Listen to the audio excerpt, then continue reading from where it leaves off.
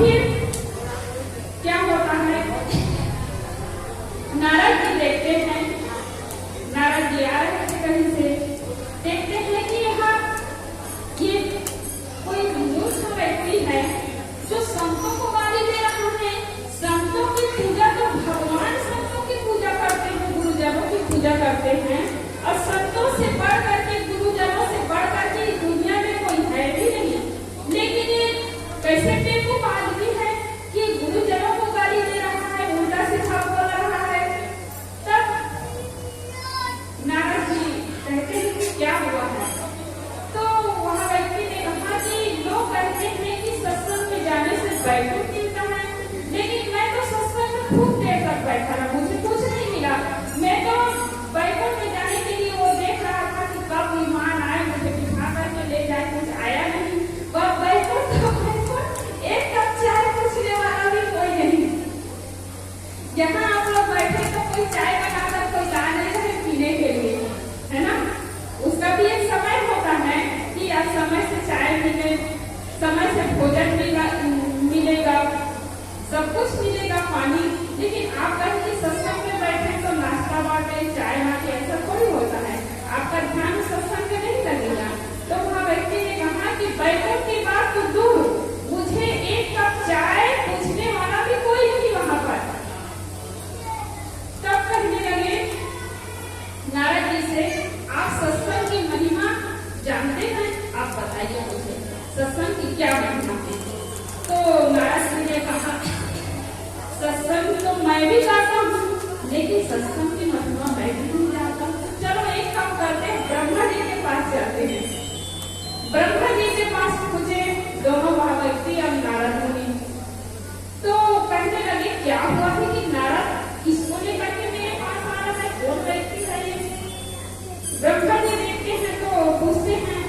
फिर नारद जी कहे कि सत्संग की महिमा आप बता सकते हैं, आप ध्यान करते हैं, सत्संग करते हैं, सत्संग की महिमा बताइए।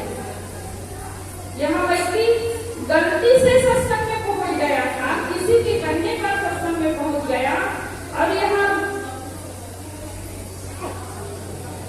सुन रखा था कि सत्संग में जाने से बैकुंठ मिलता है। तो यहाँ कह रहा है कि वहाँ कोई पूछने वाला नहीं और न वहाँ बैकुंठ मिला। तो मेरे पास आया, सत्संग की महिमा पूछा, मैं आपके पास आया। तो ब्रह्मा जी ने कहा कि मैं भी सत्संग करता हूँ, लेकिन सत्संग की महिमा मैं भी नहीं जान पाता हूँ। तो चलो एक काम करते हैं, शिव जी के पास चलते हैं। तो तीनों शिव जी के पास पहुंचने लगे। शिव जी ध्यान में बैठे हुए थे। कहे कि शंकर भगवान ध्यान करते हैं, सत्संग करते हैं, तो जरूर महिमा बताएंगे। शंकर भगवान के पास पूछने लगे कि भगवान आप सत्संग की महिमा बताइए। तो शिव जी कहने लगे मैं भी तो ध्यान करता हूँ, सत्संग करता हूँ, लेकिन सत्संग की महिमा मैं भी नहीं बता सकता। तो विष्णु भगवान के पास चारों पहुंचे, शंकर भगवान, ब्रह्मा जी और नारद मुनि और वह व्यक्ति। विष्णु भगवान जी के पास पहुंचे तो विष्णु भगवान जी से सब लोग विनय प्रार्थना करने लगे। तो विष्णु भगवान जी ने कहा कि बैकुंठ की बात तो यहाँ पर तो खड़े हो, कौन सी जगह है? वहाँ व्यक्ति से पूछा यहाँ कौन सी जगह है? तुम थोड़ा देर के लिए सत्संग चले गए। उस व्यक्ति से कहा थोड़ी देर के लिए ही तुम सत्संग चले गए, किसी के कहने पर, वो भी, और आज तो बैकुंठ में आ चुके हो, लेकिन बैकुंठ में आकर भी बैकुंठ क्या है इसको तुम नहीं जान सके हो। और कहने लगे नारद मुनि से कि इस व्यक्ति को तुम ले जाओ। बैकुंठ में आकर भी बैकुंठ को नहीं जान पा रहा है, सत्संग की महिमा को नहीं जान पा रहा है। तो कहने का मतलब है कि यह सत्संग में आने से बैकुंठ मिलता है, स्वर्ग मिलता है। तो यह कोई देखने की चीज नहीं है, ये अनुभव करने की चीज है। एहसास कर सकते हैं, अनुभव कर सकते हैं कि आपका मन कैसा लग रहा है। सत्संग में आने से आपका मन कैसा लग रहा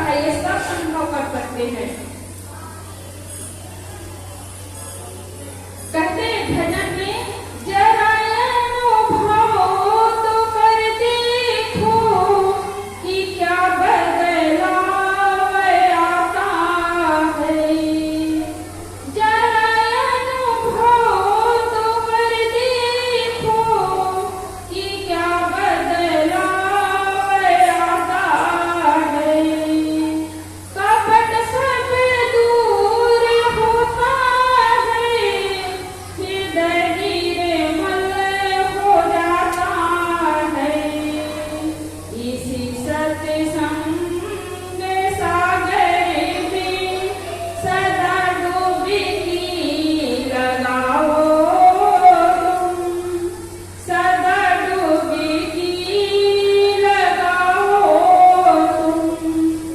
जहाँ सत्संग होता है वहाँ पर नित्य जाओ तुम, वहाँ पर नित्य जाओ तुम। हमें फुर्सत नहीं कर ये मौका मत गवाओ तुम, ये मौका मत गवाओ तुम। तो कहीं पर भी सत्संग होता है तो वहाँ समय निकाल कर जाना चाहिए। हमें फुर्सत नहीं लेकर ये मौका मत गवाओ तुम, ये मौका कभी नहीं गवाना चाहिए। क्योंकि आज आप सत्संग में बैठे हैं, कल भी सत्संग